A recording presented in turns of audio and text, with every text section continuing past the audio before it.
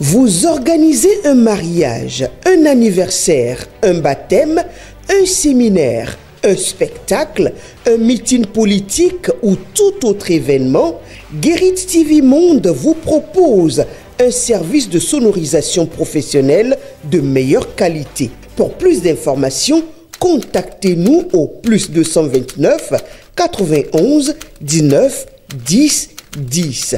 Guérit TV Monde, le leader des Web TV.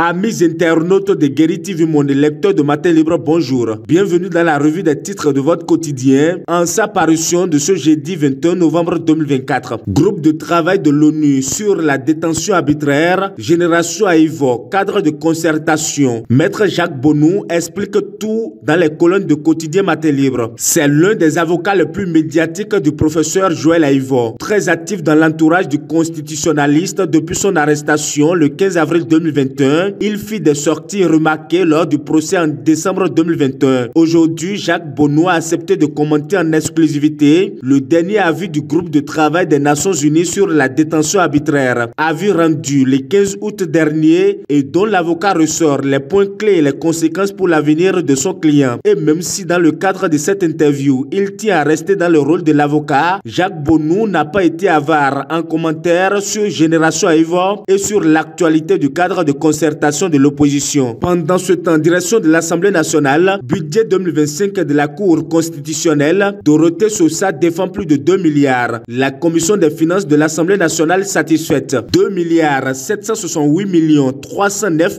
948 francs CFA. C'est ce dont la Cour constitutionnelle a besoin pour son fonctionnement en 2025. Le projet de budget de la haute juridiction a été présenté ce mercredi 20 novembre 2024 aux députés membres de la commission des finances de l'Assemblée nationale par le président Kossi Dorothée Sosa. Et puisqu'on parle de juridiction, conférence internationale des chefs de juridiction du monde, Dandi Yamou en Inde nous informe le quotidien Matin Libre. Au lendemain de la présentation à l'Assemblée nationale du budget de son institution, la présidente de la Haute Cour de justice, la professeure Dandi Yamou, s'est envolée à la tête d'une délégation de 3 membres pour l'Inde où elle participera à la 25e conférence internationale des chefs de juridiction du monde. Miracle de l'esprit collectif pour un Bénin prospère, la réduction des taxes et impôts élargit l'assiette fiscale. Opinion de Klouboun Moviagouessi. Dans un monde en constante mutation, il est impératif de repenser notre approche de développement économique et social. Au Bénin, l'urgence de booster la croissance se fait sentir plus que jamais. Pour y parvenir, il est essentiel de miser sur la synergie des efforts de tous les acteurs de la société. C'est dans cet esprit que les concepts de greffage et de capsocalisme prennent tout leur sens en offrant des perspectives novatrices pour un développement harmonieux et durable. On parle sport dans la suite de cette revue des titres. Tournoi IFOA B qualificatif à la CAN scolaire 2025, le Bénin double demi-finaliste. Les Guépards et Amazon scolaires ont fait leur entrée dans le tournoi IFOA B qualificatif à la CAN scolaire 2025 ce mercredi 20 novembre 2024. Des entrées réussies pour les représentants béninois dans la compétition. Terminons la revue des titres par cette triste nouvelle. Affrontement entre population et forces de l'ordre à Malanville, un mort et des blessés à Madekali. La saisie d'une cargaison de riz local. La cause. La localité de Madekali dans la commune de Malanville, département de la Lubori, a été le théâtre d'un affrontement meurtrier entre les populations et les forces de l'ordre, plus précisément les policiers, le mercredi 20 novembre 2024. Le bilan de cet affrontement fait un mort et des blessés graves. Les blessés seraient admis aux soins. Ils seraient au nombre de 3 personnes. La saisie d'une cargaison de riz local paddy serait à l'origine des heurts. Certaines sources renseignent que les policiers auraient intercepté une cargaison de produits vivriers conformément à la mesure d'interdiction de sortie du territoire de ces produits vers les pays voisins. Amis internautes de Guérit TV Monde, lecteurs de Matin Libre, ainsi s'achève la revue des titres de votre quotidien en sa parution de ce jeudi 21 novembre 2024. Merci de nous avoir suivis. À demain.